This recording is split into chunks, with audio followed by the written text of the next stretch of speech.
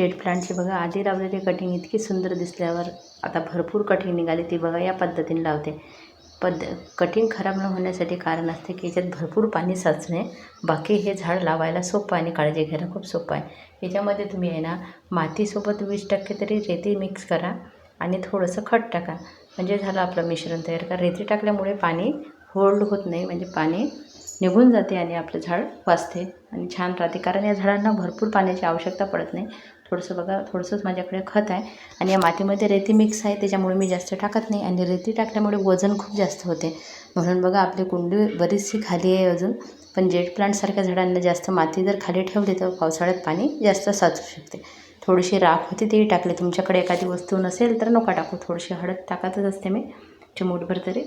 आणि हे सर्व मिश्रण एकत्र करते. आता बघा हे किती माती भुसभुशीत त्याच्यासाठी आहे की याच्यामध्ये रेती आहे.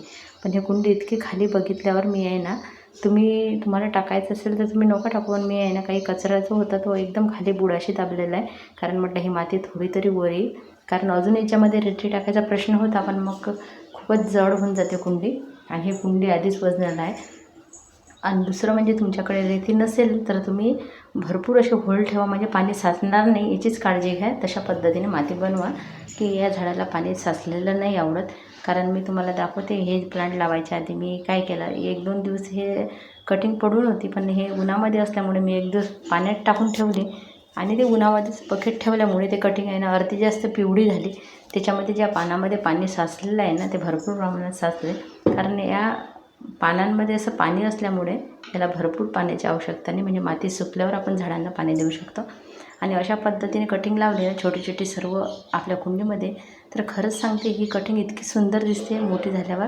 कारण सगळे असं घनदाटपणा येते त्याला आणि खूप सुंदर दिसते. कारण अशा बऱ्याच कटिंग लावूनच आपल्याला समजते की कोणत्या झाडाला कसं काय पाहिजे असते. तुम्हाला याच्यासाठी सांगू शकते की मी काही दिवसापूर्वी लावलेली कटिंग खूप झपाट्याने वाढली आणि खूप छान झालेली आहे. आणि माझ्या लक्षात आलं की मी जेव्हापासून ह्या झाडामध्ये रेती मिक्स करायला लागली तेव्हापासून हे झाड खूप सुंदर छान व्हायला लागलं. कारण त्याच्यात पाणी साचत नाही आहे. होल भरपूर ठेवा कुंडीला, म्हणजे पाणी साचणार नाही. कारण पावसाळ्यामध्ये भरपूर पाणी होते, त्याच्यामुळं आपल्याला ह्या झाडांची अशी काळजी घ्यावी लागते. हे झाड पूर्ण दाटसर झाल्यावर तुम्हाला दाखवायलाच, कारण आधीची झाडं खूप सुंदर झालेली आहे. जेट प्लांटला खूप महत्त्व आहे, खूप याला शुभ प्लांट मानले जाते. तुम्ही याची माहिती काढू शकता गुगलवर वगैरे, भरपूर याची माहिती छान आहे.